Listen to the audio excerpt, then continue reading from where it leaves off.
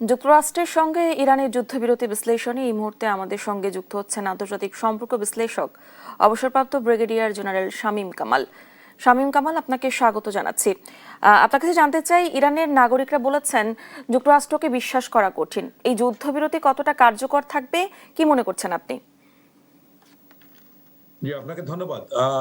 ইরানের জনগণ যেটা মনে করছে এটা অমূলক নয় বা অহেতুক নয়, এবং আমি মনে করি যে এটা একটা পুরা দ্বিতীয় বিশ্বযুদ্ধের পরে সবচেয়ে শ্বাসরুদ্ধকর একটা সময় কেটেছে গত 6 ঘন্টা বা 12 ঘন্টা।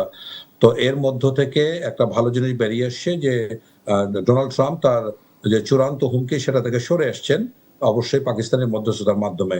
এটা একটা মানে পুরো পৃথিবী ব্যাপী সর্বস্তরে একটা স্বস্তির নিঃশ্বাস ফেলছে, এটা আমরা এ ব্যাপারে আশাবাদী।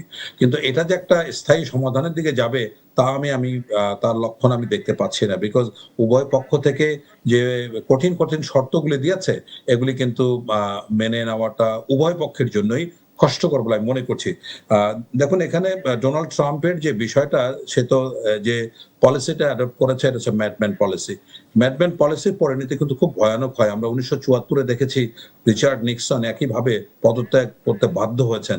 এখন যুক্তরাষ্ট্রের অভ্যন্তরীণ রাজনীতি এবং এই যে ট্রাম্পের যে পাগলামি বা তার যে এরকম একটা মারাত্মক ঘোষণার কারণে মার্কিন রাজনীতি কিন্তু অত্যন্ত উত্তপ্ত হয়ে আসছে। সো এখানে অলরেডি সাবেক যে স্পিকার আছেন ন্যান্সি পেলোসি, উনি কিন্তু সরাসরি স্পষ্টভাবে দুইটা অপশনের কথা বলেছেন। অবশ্যই ট্রাম্পকে ফিরে যেতে হবে, ইমপিচ করতে হবে, অথবা আর্টিকেল 25 অনুযায়ী তার প্রতিস্থাপক ভাইস প্রেসিডেন্ট বা স্পিকারকে ক্ষমতায় আনতে হবে। সো এই বিষয়গুলি এতটাই জটিল যে এখন ট্রাম্পের জন্য ছেড়ে দেমা কেঁদে বাঁচি বা কোনোভাবে ইজ্জত নিয়ে এখান থেকে ভেগে আসার মানে একটা পরিস্থিতি তৈরি করতে চাচ্ছেন। এবং ইরানিদের জন্য একটা প্রচন্ড নৈতিক জয় হয়েছে, এবং ইরান এর মধ্যে যে 2 সপ্তাহের জন্য হরমুজ প্রণালী খুলে দিতে যারা রাজি হয়েছেন, সেখানে কিন্তু কঠিন কঠিন শর্ত দিয়েছে। এই 2 সপ্তাহের মধ্যে হ্যাঁ, সকল ধরনের সব দেশেরই ট্যাঙ্কার বা মানে জ্বালানি পরিবাহিত হবে, কিন্তু প্রত্যেকের কাছে টোল আদায়ের প্রতিশ্রুতি চেয়েছে। এ বাদে যে 10টি শর্ত দিয়েছে, এই শর্তগুলো কিন্তু খুবই কঠিন। যেমন এতদিন যে 47 বছরের যে স্যাংশন সেটা তুলতে চেয়েছে, তোলার জন্য বলেছে। দ্বিতীয়, এটা একটা স্থায়ী যুদ্ধবিরতির দিকে যেতে হবে। 3 হচ্ছে গিয়ে এই হরমুজ প্রণালীর উপরে ভবিষ্যতে যারাই জ্বালানি পরিবহন করুক না কেন, সেটা ইরানের সামরিক ব্যবস্থাপনার মাধ্যমে হতে হবে। তারপরে তার ইউরেনিয়াম যে প্রজেক্ট আছে, শান্তিপূর্ণভাবে সেটাকে বাধা দেওয়া যাবে না, এবং মধ্যপ্রাচ্য থেকে যেসব মার্কিন ঘাঁটি আছে সেগুলি প্রত্যাহার করতে হবে। সো এই শর্তগুলি অনেক অনেক অনেক কঠিন।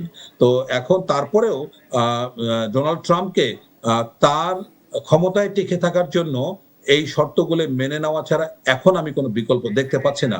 ইতোমধ্যে আরো কিছু বিষয় দেখুন, আপনার ইসরায়েল হুমকি দিয়েছে যে লেবাননে তার যে আগ্রাসন সেটা কিন্তু এই চুক্তির অন্তর্ভুক্ত নয় বলে তারা সতর্ক করে দিয়েছে।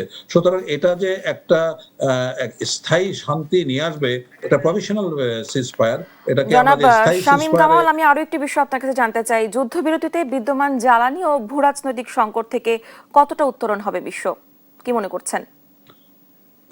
এটা যদি আপনার 2 সপ্তাহ পরে স্থায়ী সমাধানের দিকে যায়, তবে একটা স্থায়ী সমাধানের দিকে যাবে, কোনো সন্দেহ নাই। কিন্তু কথা হলো যে অলরেডি গত মানে 35 দিনে যুদ্ধের যে পরিণতি হচ্ছে তাতে কিন্তু জ্বালানি বাজার ভীষণভাবে ডিসরাপ্টেড বা ধাক্কা খেয়েছে, এবং এটার ফলো আপ যেমন বাংলাদেশের এক উদাহরণ দিই। বাংলাদেশ অলরেডি এটা যদি ভর্তুকি দিয়েও আপনার নিরসন করতে চায়, তারপরে কিন্তু আপনার $3 থেকে $4 বিলিয়ন সরকারকে ভর্তুকি দিতে হবে। এরপরে যে স্থাপনাগুলি আপনার জ্বালানির যে স্থাপনা, গ্যাস এবং এলএনজি এবং ক্রুড অয়েলের যে স্থাপনাগুলি আছে, সেগুলি যেভাবে ক্ষতিগ্রস্ত হয়েছে, এটা রিপেয়ার করতে কিন্তু আরো 6 মাস থেকে 1 বছর লাগবে। সুতরাং এটার একটা দীর্ঘমেয়াদী প্রভাব বিশ্ব জ্বালানি ব্যবস্থায় পড়বে, কোনো সন্দেহ নেই। এখন দেখুন, আজকে একটা ঘোষণার পরে মানে পুরা ক্রুড অয়েলের দাম কিন্তু 15%, শতকরা 15% কমে গেছে, এটা 95। কিন্তু যুদ্ধ যেদিন শুরু হয় তার আগের দিন যেটা রেট ছিল, এটা কিন্তু $67 পার ব্যারেল। সুতরাং সেটার থেকে এখনো কিন্তু অনেক উপরে আছে। সুতরাং আমি মনে করি যে ইনফ্রাস্ট্রাকচার যে ক্ষতিগ্রস্ত হয়েছে এবং যে দেশগুলি জ্বালানি সরবরাহ করে আমরা জানি যে 20% জ্বালানি হরমুজ দিয়ে পরিবাহিত হয়। এটার কিন্তু রিপেয়ার, এটার মেইনটেন্যান্স এবং নতুন করে এটার থেকে পুরো মানে যুদ্ধ পূর্ব পরিস্থিতিতে যে সহযোগিতা বা সাপোর্টটা পাওয়া যেত, এইটা পেতে কিন্তু আরো 6 মাস থেকে 1 বছর সময় লাগবে বলে আপনাকে মনে করছি। ধন্যবাদ আমাদের সুতরাং সঙ্গে যুক্ত হওয়ার জন্য।